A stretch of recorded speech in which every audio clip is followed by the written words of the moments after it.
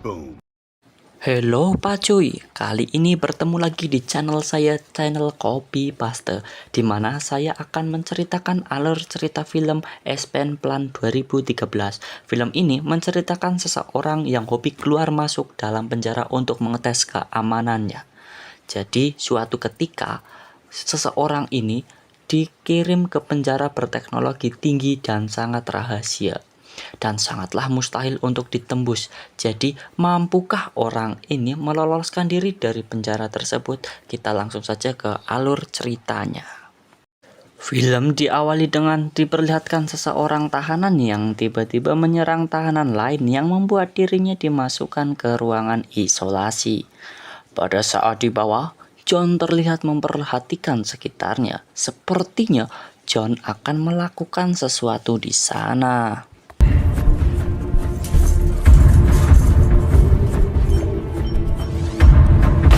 Di dalam ruangan, John berpikir menyusun rencana yang akan dilakukannya. Beberapa waktu pun berlalu, John siapkan siasat untuk kabur dari penjara tersebut.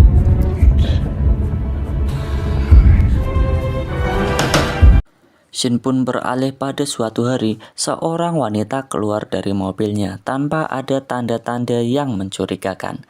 Tiba-tiba, mobil tersebut pun meledak, menyebabkan kepanikan di antara sipir penjara dan ketahanan. Para sipir pun segera memeriksa rekaman CCTV yang menunjukkan bahwa semua tahanan panik, kecuali John yang terlihat mencurigakan. Dia kemudian menghampiri sel si John, salah satu sipir, setelah menyadari bahwa John tiba-tiba menghilang. Tak lama setelah itu, pemadam kebakaran tiba untuk memadamkan api. Salah satu petugas pemadam kebakaran ternyata adalah si John, dan misi tersebut pun selesai. Adegan beralih kembali ke penjara di mana si sipir bertanya-tanya tentang apa yang sebenarnya terjadi. Restor menjelaskan bahwa dia berasal dari perusahaan keamanan independen yang bertugas menguji keamanan penjara. Dia mengungkapkan bahwa John adalah rekannya, Leicester, dan mereka berhasil membobol penjara dengan keamanan yang ketat. Leicester menjelaskan bahwa mereka berhasil karena John memahami tata ruang penjara dan rutinitas para sipir. Selain itu, ada bantuan dari orang luar. Setelah semua informasi terkumpul, John menjelaskan rencana untuk melarikan diri, dan yang pertama mengamati mobil pemadam. John melihat mobil pemadam yang dekat dengan penjara dan menyadari bahwa pengamanannya lemah. Yang kedua, mencari celah. Ia mencari cara untuk masuk ke ruang isolasi di mana pengawasannya lebih longgar.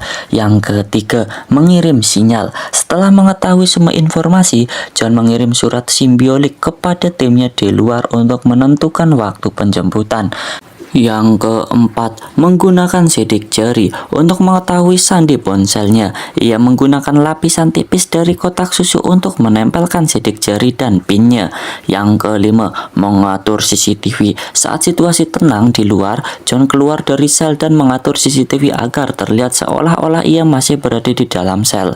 John memilih waktu 1 menit sebelum para penjaga menyadari kepergiannya untuk melarikan diri dengan sukses. Before you know it, I'm right where. And you're Any questions? a man would choose to spend the rest of his life in prison. Scene pun berpindah ke Los Angeles, tempat di mana John bekerja dan berhasil mendapatkan klien baru bernama Jessica. Jessica ini adalah anggota CIA John yang ditugaskan untuk menguji salah satu penjara paling ketat dan berteknologi tinggi. Yang lebih menariknya lagi, penjara tersebut sangat tersembunyi.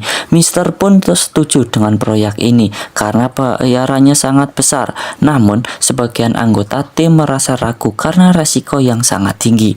Mengingat masa lalu barbar Rambo yang masih membekas dalam diri mereka, meski demikian, John menyetujui keputusan tersebut. New identity will be picked up from just it. Muertos, we're in Madrid. There you are, baby. Di suatu waktu, tibalah mereka melakukan misi. Tiba-tiba datang mobil yang langsung menculik John. John masih tetap santuy. Dia pikir itu adalah bagian dari misi. Akan tetapi, mereka baru panik setelah melihat pelacak pada John tiba-tiba mati dan berpikir bahwa ada yang tidak beres. Setelah John sadar, alangkah kagetnya si John melihat jika ia sudah berada di dalam kotak kaca. Dan ternyata itulah penjara yang disebutkan oleh Jessica sebelumnya. Penjara itu sangatlah ketat dan CCTV ada di mana-mana. Kemudian, Shin diperlihatkan bersama kepala sipil yang bernama Hobbs yang menjelaskan data dari si John yang sebenarnya bernama Anthony. John memberitahu Hobbs bahwa ia bukanlah tahanan, namun Hobbs tidak memperdulikan pernyataan si John dan akhirnya John merasa terjebak. Sementara tim John tidak mengetahui keberadaan si John, namun semua usaha untuk menemukan John berakhir tanpa hasil. Semua tahanan kemudian dibawa ke suatu tempat dan kami akan dipindahkan ke lokasi lain dengan tingkat keamanan yang sangat ketat. Bahkan setiap baju yang dikenakan memiliki kode QR.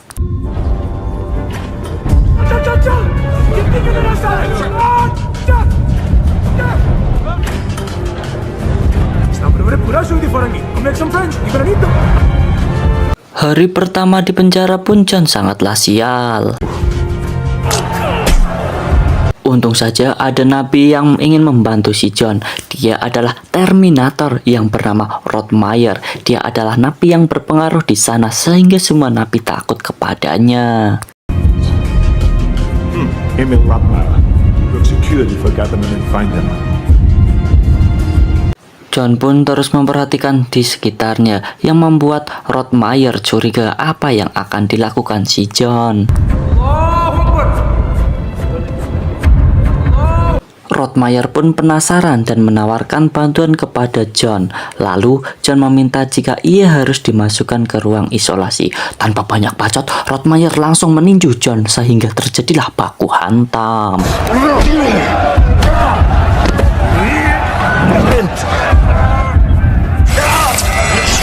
Kejadian itu membuat mereka dimasukkan ke ruangan isolasi, dan ternyata ruangan isolasinya sangat berbeda dari biasanya. Ruangan itu dikasih lampu yang bertegangan tinggi, yang membuat ruangan itu sangatlah panas.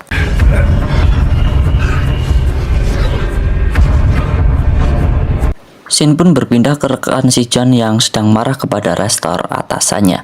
Apa sebenarnya yang terjadi? Namun Restor seakan tak peduli yang membuat rekan si John pun marah. Setelah beberapa jam dipanggang, membuat si John sangatlah lemah dan diperiksa oleh dokter yang mana dokter ini nantinya akan membantu si John. Kemudian mereka pun berkumpul kembali dan Rottmeier menanyakan apakah sudah menemukan yang John cari. John pun meminta dicarikan sepotong logam dan iming-iming John akan mengajak Rottmeier kabur dari penjara itu. Lalu Rottmeier meminta untuk bertemu dengan Hobbs. Ternyata terkuat fakta mengapa ia cukup berpengaruh di sana, dikarenakan ia mengetahui keberadaan Hem, orang yang sangat dicari-cari oleh petinggi dunia, yang membuat Hobbs tidak bisa menyiksa apalagi membunuh Rottmeier sebelum mendapatkan informasi keadaan si Hem. Akan tetapi Rottmeier menemui Hobbs bukan untuk memberitahu keberadaan Hem, melainkan membuat Hobbs marah dan menyiksanya.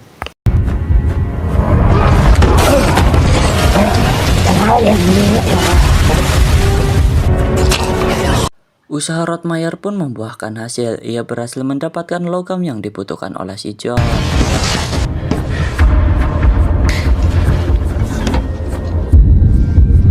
Kemudian John menjelaskan ke Rottmeier jika ia sudah mengenali penjara itu dan meminta untuk bisa kembali ke ruangan isolasi. Di ruangan isolasi, John memanfaatkan logam dari Rottmeier sebelumnya untuk memantulkan sinar ke baut yang ada di ruangan isolasi itu, sehingga membuat baut itu keluar dan lantainya bisa dibuka. Right. At 100 degrees centigrade. Setelah menjelaskan semuanya, mereka berbuat ribut lagi atau baku hantam lagi sehingga membuat mereka dimasukkan ke ruangan isolasi.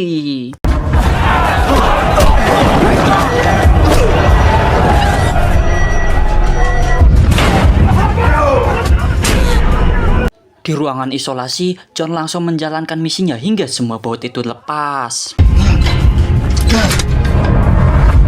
Setelah semuanya lepas, giliran Rottmeier yang menjalankan tugasnya hingga membuat penjaga teralihkan dengan cepat. Si John menutup CCTV dan bergerak keluar dari sana.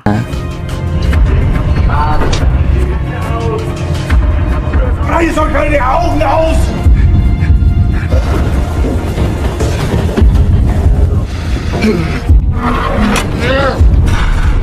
Setelah John berhasil keluar, alangkah kagetnya si John, ternyata penjara itu adalah sebuah kapal yang melaju di tengah laut.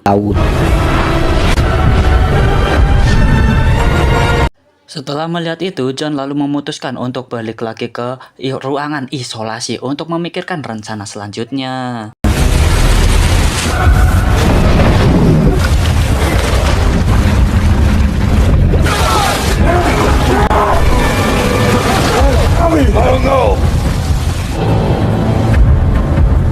Kemudian Restor menelpon Hobbs dan memberitahu siapa John sebenarnya.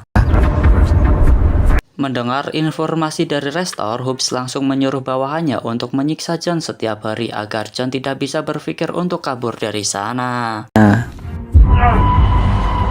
Hampir putus asa, akhirnya Rottmeier menguatkan John untuk tetap berusaha kabur dari sana. Don't let them break you. Who put you here? We're in the middle of the fucking ocean. Lalu John tahu setiap aktivitas penjaga dan menyiapkan rencana baru dengan memanfaatkan dokter di sana. Kemudian Rottmeier dengan sengaja menusuk paha John yang mana membuat John bertemu si dokter. Di dalam, John terus membujuk dokter akan tetapi tak berhasil. Kemudian dia melakukan rencana lainnya dengan berpura-pura kesakitan dan mengambil sebuah alat di sana. Always gotta have a plan B. Lalu John membuat sebuah alat pengukur untuk mengetahui di mana ia berada. Namun dia butuh seseorang yang bisa membawa alat itu keluar agar alat yang ia buat berfungsi. Namun entah siapa yang bisa melakukannya. Merasa curiga, Hobbs langsung menyuruh penjaganya untuk memukuli si John. Di mana si John dibawa ke tempat baru yang di situ hanya ada dirinya saja. This can go two ways.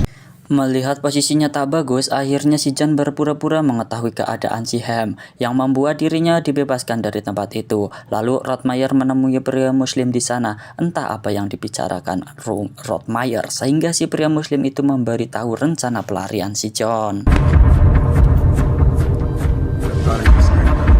Sebelum menyebutkan siapa yang akan melakukan pelarian, si pria muslim ini meminta permintaannya untuk bisa beribadah di area terbuka. That's all. Dan ternyata si pria muslim ini telah bekerja sama dengan Rottmeier untuk mengukur di mana ia berada.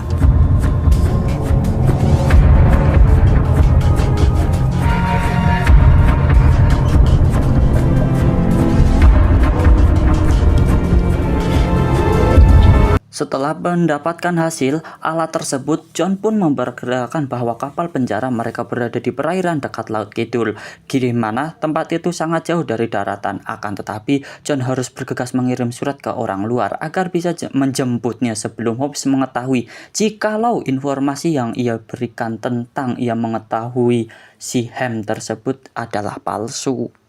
Compromising the commercials.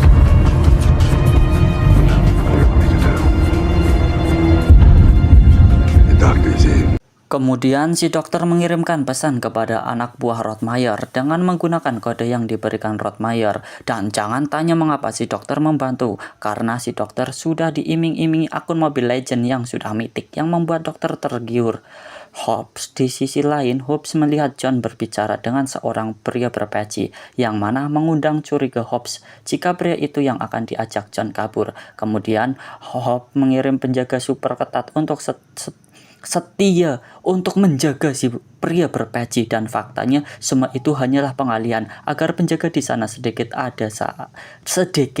seadanya. Saat tiba, si pria muslim itu pun sengaja membuat keributan untuk membuat suasana chaos ala Hangilepol. The break was never happening in Blood.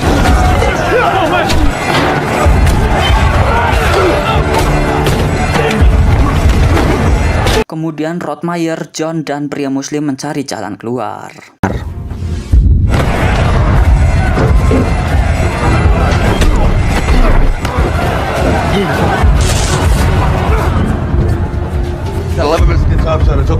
Akan tetapi si John akan mematikan CCTV terlebih dahulu.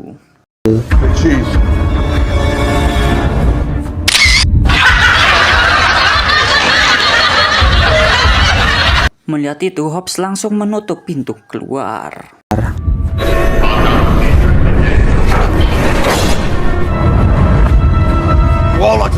Di sisi lain, helikopter penjemputan telah tiba, di mana di saat helikopter tiba, mereka ditembaki oleh penjaga di sana dan membuat si pria Muslim ini mati.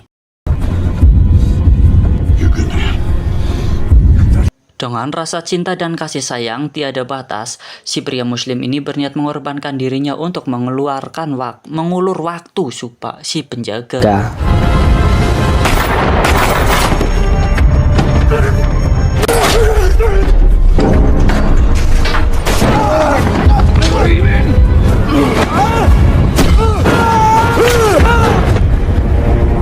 Hingga akhirnya John berhasil membuka semua pintu yang terkunci sebelumnya. Kemudian helikopter penjemputan datang dan membombardir menembaki para awak di sana.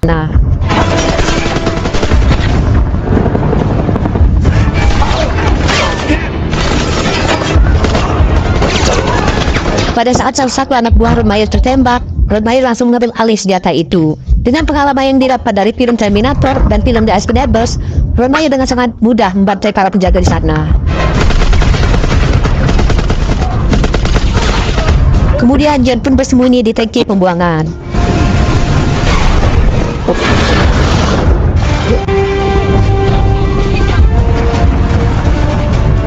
Melihat hal itu, Hobbs pun langsung menembaki John dan berhasil menembak Rodmayer.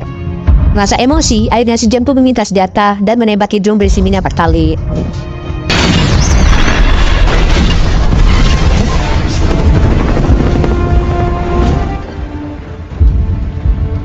Setelah tiba di daratan, Rodmayer pun didatangi anak buahnya, dan yang lebih membuat John terkejut, di sana ada Jessica. Ternyata Jessica anaknya Rodmayer, dan yang lebih membagongkan ialah si Rodmayer adalah Mannheim. Di sini kita mengetahui mengapa Jessica meminta John untuk mengetes penjara itu. Ternyata untuk membebaskan ayahnya. Kemudian John langsung membuat rencana untuk membalaskan dendam Lester, yaitu bosnya sendiri.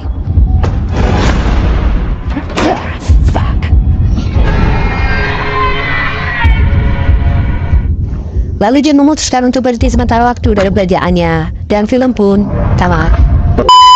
Pesan pada video ini kita ambil dari Lester, janganlah kita mengorbankan orang lain hanya untuk kepentingan pribadi. Motivasi terlalu tetap film Escape Plan 2013, mohon maaf jika terdapat banyak kekurangan dalam bercerita. Untuk mengambil komentar dalam film, tulis saja di kolom komentar.